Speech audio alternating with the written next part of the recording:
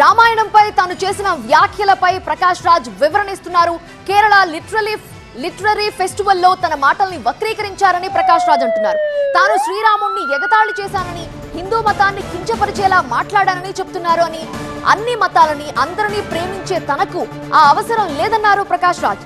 ధర్మాన్ని మతోన్మాదాన్ని ముడిపెట్టి అసహ్యకరమైన రాజకీయం చేస్తున్న వారు తన ప్రశ్నలకు సమాధానం ఇవ్వలేకపోతున్నారన్నారు ప్రకాష్ రాజ్. తన్ను హిందూ ధర్మ వ్యతిరేకి అని నిందించేందుకు ప్రయత్నిస్తున్నారని అన్నారు. ఒక లిటరరీ ఫెస్టివల్లో ఆర్ట్ అండ్ ఇట్స్ రెసిలియన్స్ అనే ఒక విషయం మీద నేను చేసిన ప్రసంగం, సంవాదం, దాని నుంచి కొన్ని మాటల్ని మాత్రం తీసుకుని దాన్ని వక్రీకరించి నేనేదో అవతార పురుషుడు శ్రీరాముడిని ఎటకారం చేశానని, హిందూ ధర్మాన్ని హర్ట్ చేసే ఫీలింగ్స్ ఇచ్చానని కొందరు ఊగుతున్నారు. అన్ని ధర్మాన్ని అందరినీ ప్రేమించే నాకు అవసరమైతే లేదు.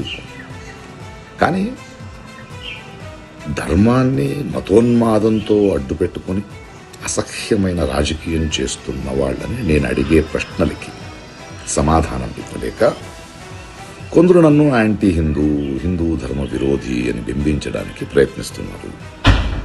పాపం వాళ్ళ ఏడుపు, వాళ్ళ కష్టం నాకు అర్థమవుద్ది.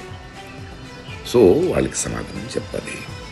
ఇప్పుడు ఏమైందంటే, నేను ఇప్పుడే తమిళనాడు ఎలక్షన్స్ అయిపోయి కొంచెం తోట పనిలో ఉన్నాను. వర్షాకాలం వస్తుంది, ఎండాకాలం ఎండవుతుంది, చెట్లు మొక్కలతో మాట్లాడుకోవాలి. సో ఆ పనిలో ఉన్నాను, త్వరలో వస్తాను. అప్పటిదాకా మీరు మీ పనులు చూసుకుంటారా, లేదా ఇలాగే వాగుతుంటారా, ఊగుతుంటారా, మీ డిసిషన్. ఓకే.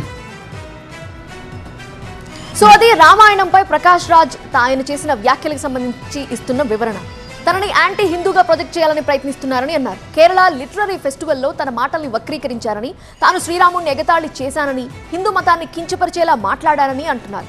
అన్ని మతాలని అందరినీ ప్రేమించే తనకి ఆ అవసరమే లేదన్నారు ప్రకాష్ రాజ్.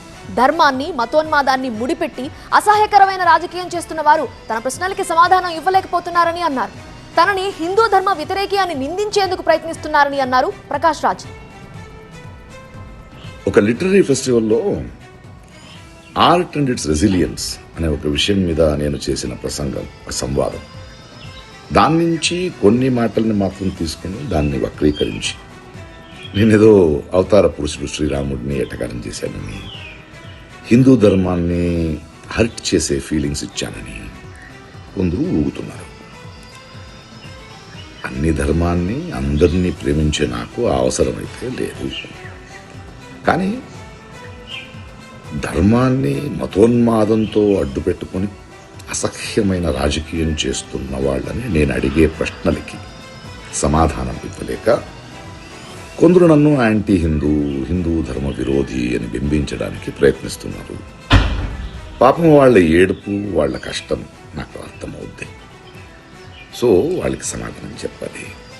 ఇప్పుడు ఏమైందంటే, నేను ఇప్పుడే తమిళనాడు ఎలక్షన్స్ అయిపోయి కొంచెం తోట పనిలో ఉన్నాను. వర్షాకాలం వస్తుంది, ఎండాకాలం ఎండవుతుంది, చెట్లు మొక్కలతో మాట్లాడుకోవాలి. సో ఆ పనిలో ఉన్నాను, త్వరలో వస్తాను.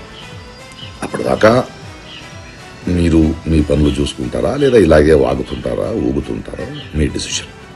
ఓకే. సో విన్నారుగా ప్రకాష్ రాజ్ ఇస్తున్న వివరణ. కానీ ప్రకాష్ రాజ్ అన్కండిషనల్ గా క్షమాపణ చెప్పి తీరాలి అని హిందూ సంఘాలు, బీజేపీ నేతలు ఇప్పటికే డిమాండ్ చేస్తున్నాయి. ఆయన మాత్రం తగ్గేదేలే అంటున్నారు. ఇప్పుడు కొంచెం బిజీగా ఉన్నా త్వరలో వస్తా, అప్పటి వరకు ఏం వాగుతారో మీ ఇష్టం అంటూ కౌంటర్ ఇస్తున్నారు. చూస్తుంటే ఈ వివాదం ఇక్కడితో ఆగేట్టు కనిపించడం లేదు. కేరళ లిటరరీ ఫెస్టివల్ KLF లో బీజేపీని టార్గెట్ చేస్తూ మాట్లాడాలని అనుకోవటం ప్రకాష్ రాజ్ ఉద్దేశం కావచ్చు. ప్రస్తుత పన్నుల విధానంపై సెటైర్లు వేద్దామనుకుని అందులోకి రామాయణాన్ని లాగి ఏదో చెప్పాలనుకున్నారు. కానీ అది కాస్త వికటించింది. రాముడు ఉత్తరాది వాడని చెప్పటం, వాళ్ళని వలస కూలీలుగా పోల్చటం, GST లాంటి భాష వాడటం ద్వారా కోట్లాది మంది సెంటిమెంట్ ని దెబ్బతీశారు.